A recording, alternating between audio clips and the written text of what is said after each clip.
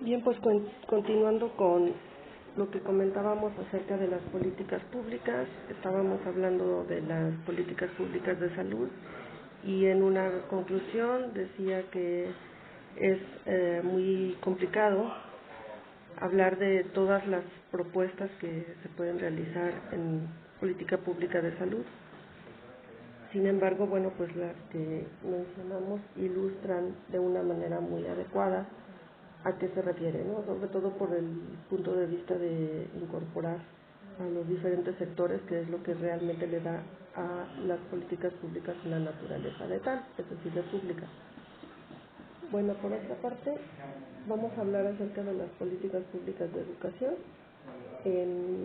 También en la educación tenemos varias áreas de oportunidad, llamémosle así, porque el tema de la educación en la actualidad tiene como punto central el problema de la calidad educativa.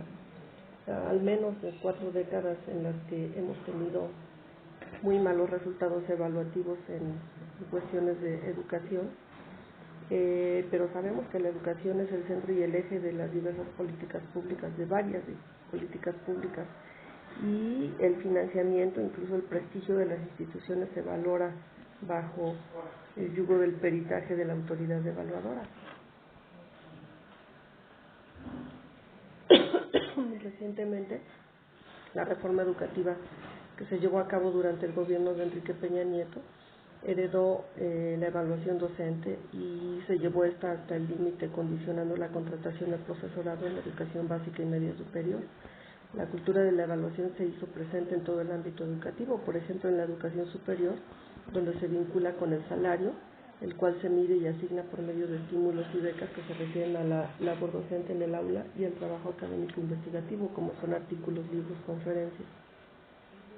Las políticas educativas, por supuesto, son decisivas en el desarrollo de todo el sistema social, porque marcan la pauta de lo que debe suceder en el ámbito escolar, ya sea en la infraestructura, en lo pedagógico, en lo organizativo, administrativo, en los planes y programas de estudio, en las tecnologías, en los recursos y materiales a utilizar, en la interacción con la propia comunidad y su impacto en la sociedad. El papel de los docentes, sobre todo en el destino de los estudiantes, ya sea a nivel local, nacional o incluso internacional.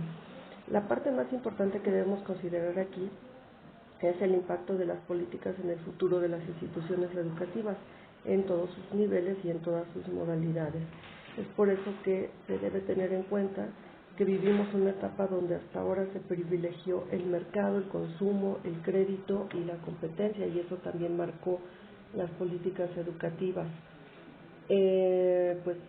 Este proyecto neoliberal que se planteó determinar cuantitativa y cualitativamente las necesidades y los objetivos del saber hacer y del propio ser, señalando lineamientos para adaptar los proyectos educativos, los planes y los programas para generar nuevas personalidades que resulten aptas a las necesidades de un mundo que se encuentra marcado por la libre empresa.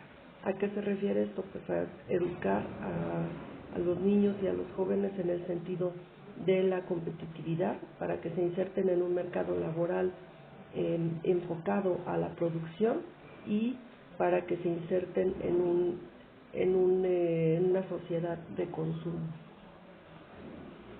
Se llevaron a cabo con esta visión varios programas que en su momento impactaron la inversión educativa y se basaron en generar la participación de actores privados en el ámbito de la educación, y a eso le llamaron diversificación. La participación privada condujo a que la asignación de recursos se vigilara y auditara para establecer rendición de cuentas, la cual se planteó en políticas públicas para auditar la calidad de los servicios. Esto ocurrió con la intención supuestamente de que los recursos económicos aportados por los fondos públicos fueran efectivamente destinados a impartir una educación de calidad. Sin embargo, pues a la fecha sabemos que no resultó así. Este modelo estableció cambios en el sentido de que la sociedad y la economía se organizaran en función de la demanda efectiva excluyente, es decir, incrementar la competitividad de los mercados de educación. La desregulación tenía que reducir el nivel de marginación y de exclusión, y con ello se tenía que reducir el analfabetismo, la población no escolarizada y la deserción escolar. así como la baja calidad de la educación de quienes lograran continuar. Sin embargo, para esto era necesario excluir a muchos jóvenes en su intento de continuar con una educación mediante pruebas y exámenes ad hoc, que no tenían fines pedagógicos sino de desarticulación de la demanda educativa y de las presiones correspondientes para las instituciones educativas a los que en su momento se les cerraron las puertas. A partir de aquí entonces tenemos la aparición y exaltación del individualismo, la lucha de todos contra todos para ingresar a alguna institución educativa. Con este impulso se planteó la necesidad de adaptar todo al mercado, se diseminó y se impuso la idea de que la escuela debía ser reformada. Se hizo creer que el andar pertenecía a un mundo donde la información se obtiene únicamente y en instantes a través de los dispositivos electrónicos. Y por otro lado, el embate al profesorado para mantenerlos actualizados llevó al juzgamiento.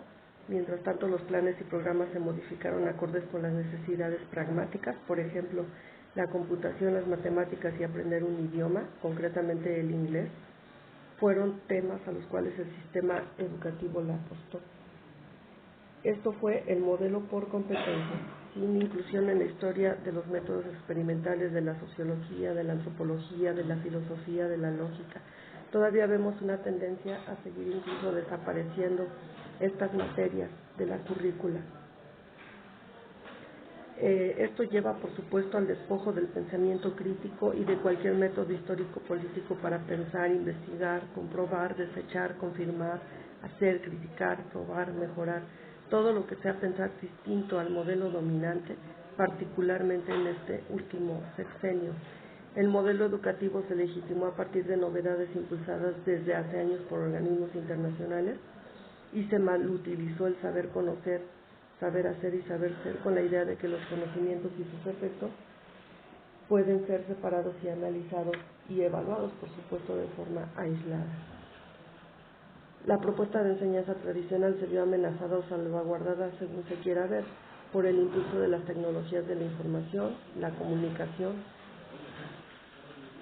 Desde el punto de vista educativo, con estas tecnologías se amplía la posibilidad de aumentar la cobertura, los alcances, las prácticas de autoaprendizaje y autoevaluación, el acceso a la información, el diálogo a distancia, el lenguaje escrito y hablado, y las prácticas y visitas a Internet a diversos sitios de los que en manera física no podemos llegar. La era digital está más presente que nunca en el universo de la educación.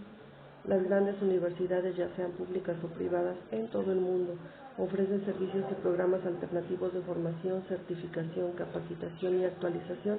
Incluso instituciones de mediana magnitud ya ofertan este tipo de servicios.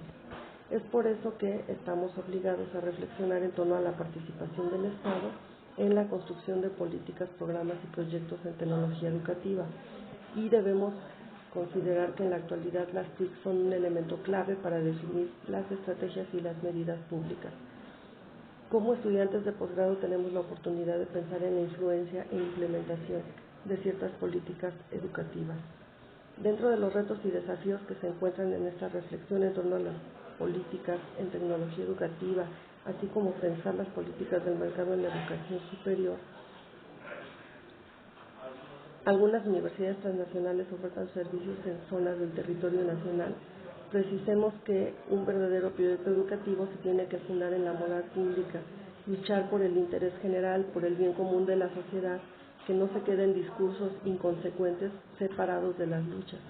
Este proyecto se debe fundamentar en una educación que recupere el análisis, la crítica, el saber conocer, el saber hacer y el saber ser como unidades indisolubles. La educación tiene que comprender al hombre como creador de alternativas, debe incluir los problemas de las prácticas sociales, morales y políticas, la construcción de utopías con sus diversas formas y meditaciones para alcanzarlo. Debe reflexionar sobre nuestro devenir histórico, observar el lugar que tenemos como individuos y en nuestra relación con los demás. Es por eso que la educación por sí sola no resuelve los problemas sociales. Vamos a partir de que el futuro no está predeterminado.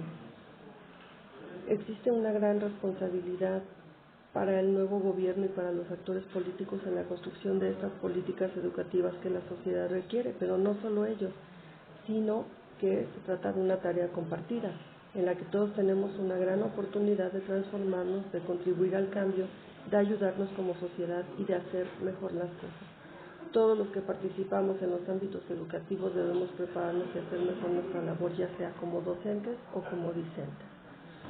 Bueno, pues con esto damos una visión general de estas políticas públicas en materia de salud y de educación, y en la próxima sesión estaremos hablando de otros 2 rubros de políticas sectoriales. Muchas gracias por su atención. Hasta pronto.